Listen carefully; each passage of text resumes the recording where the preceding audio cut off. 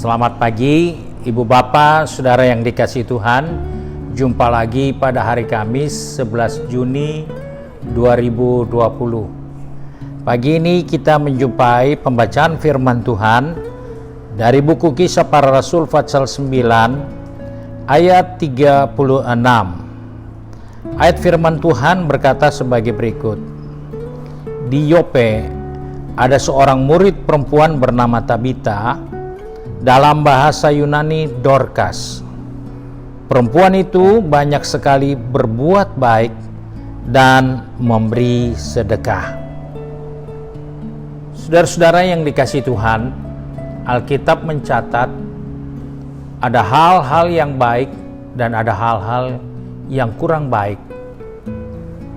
Semuanya itu ditulis untuk menjadi pelajaran, untuk menjadi contoh bagi kita yang hidup pada saat ini. Sebab itu firman Tuhan katakan di sana, yaitu di Yope ada seorang perempuan yang namanya Tabita, dalam bahasa Yunani disebut Dorcas.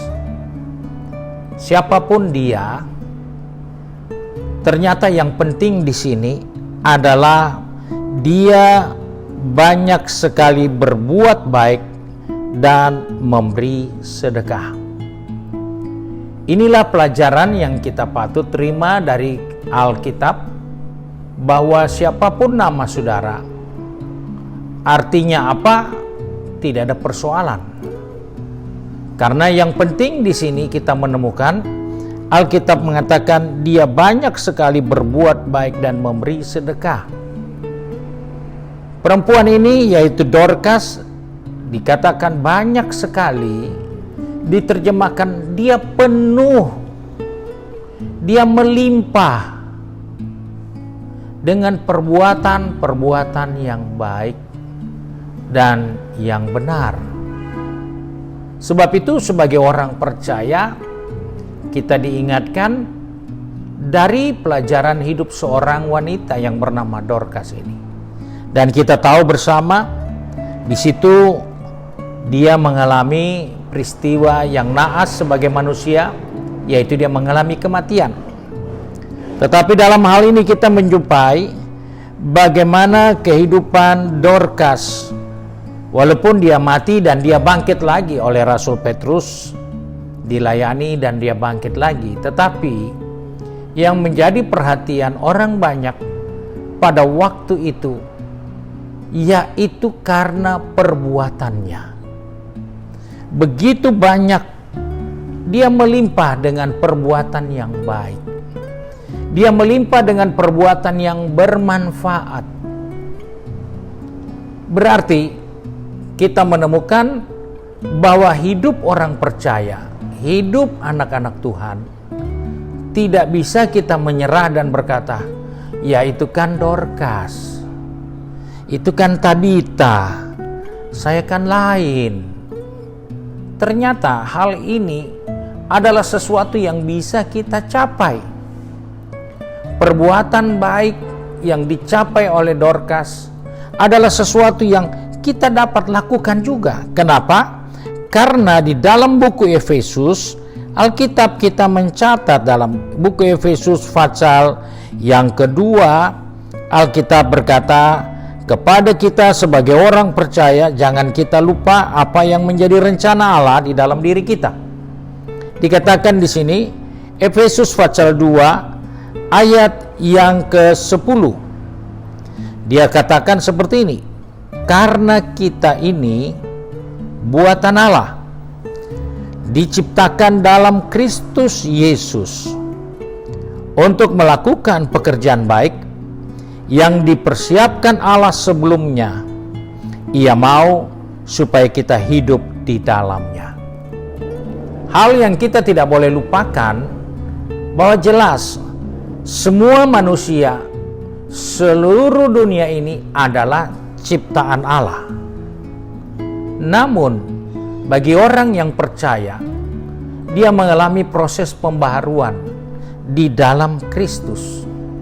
Sebab itu dikatakan dia diciptakan di dalam Kristus Yesus, walaupun dia juga diciptakan oleh Allah. Karena segala sesuatu yang ada di bawah kolong langit ini dan langit dan bumi adalah ciptaan Allah. Manusia pun semuanya adalah ciptaan Allah. Tetapi orang yang mengalami ciptaan baru di dalam Kristus, itulah orang percaya. Dan orang percaya itulah yang punya kemampuan untuk melimpah di dalam perbuatan baik. Ada banyak orang jenuh berbuat baik, karena ketika dia berbuat baik masih dituntut untuk lebih baik lagi, untuk melakukan yang baik lagi. Orang katakan sudah dikasih hati minta jantung lagi, yaitu istilah. Karena orang merasa sudah cukup saya berbuat baik, apa yang masih kurang? Kenapa sampai harus dipaksa lagi berbuat baik? Alkitab mencatat Dorcas adalah seorang wanita yang penuh dan melimpah dengan perbuatan baik, perbuatan yang bermanfaat, perbuatan yang memberi manfaat, memberi guna bagi orang lain.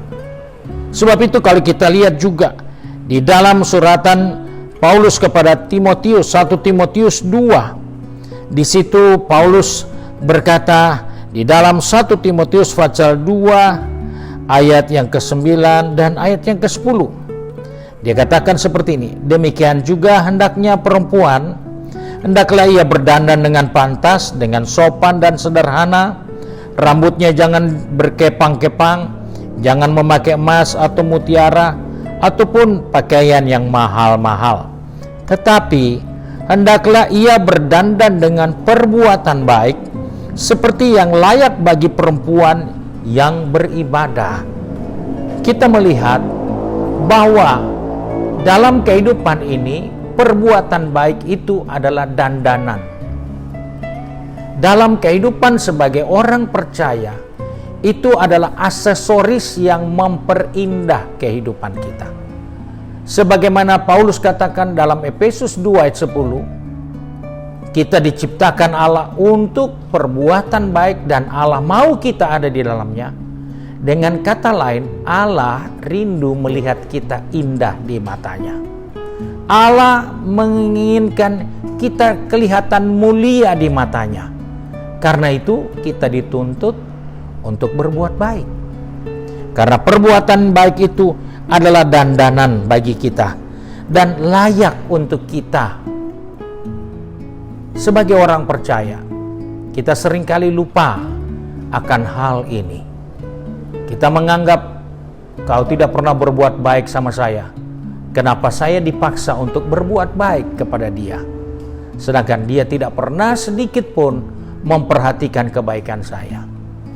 Itu hal-hal yang umum terjadi di luar Tuhan. Tetapi orang yang di dalam Tuhan, kita diingatkan sebagaimana Dorcas hidup pada masa itu. Dia begitu banyak dan begitu melimpah dengan perbuatan baik, sampai banyak orang merasa kehilangan waktu Dorcas meninggal. Kenapa? Karena dia bermanfaat, dia berguna.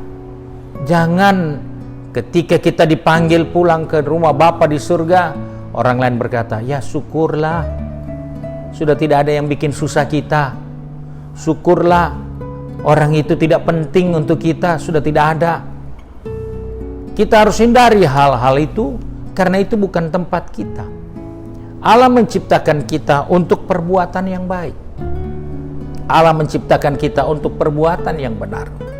Sebab itu Paulus katakan apa yang baik, yang benar, yang mulia, yang manis didengar, yang patut dipuji, pikirkan. Karena itu job kita. Sebab itu mari hari ini, dalam kita melangkahkan kaki, dalam kegiatan kita, jangan lupa tugas kita, tanggung jawab kita hari ini, berbuatlah yang baik. Hari ini lakukanlah hal-hal yang bermanfaat, karena itu hiasan hidup kita. Itu aksesori bagi kehidupan rohani kita, dan itu tidak boleh hilang dari gaya hidup orang percaya. Sebab itu mari kita satu di dalam doa. Kiranya Tuhan tolong kita Di hari yang baru ini, kita melengkapi diri kita dengan hal-hal yang bermanfaat, yang berguna untuk mempermuliakan Tuhan. Kita satu di dalam doa. Kembali kami datang kepada Bapa di surga dengan mengucap syukur, karena oleh kemurahan Tuhan, oleh kasih setia Tuhan, kami boleh ada lagi hari ini sebagaimana kami ada.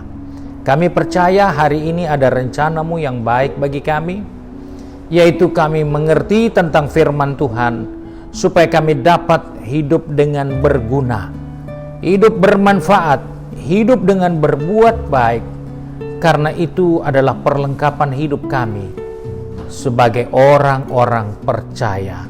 Sebab itu Bapa, pegang tangan kami, atur langkah hidup kami, supaya sepanjang hari ini, biarlah dari terbitnya matahari sampai terbenamnya, Bapa di surga dipermuliakan melalui tindakan kami, melalui perbuatan kami, melalui tingkah laku kami.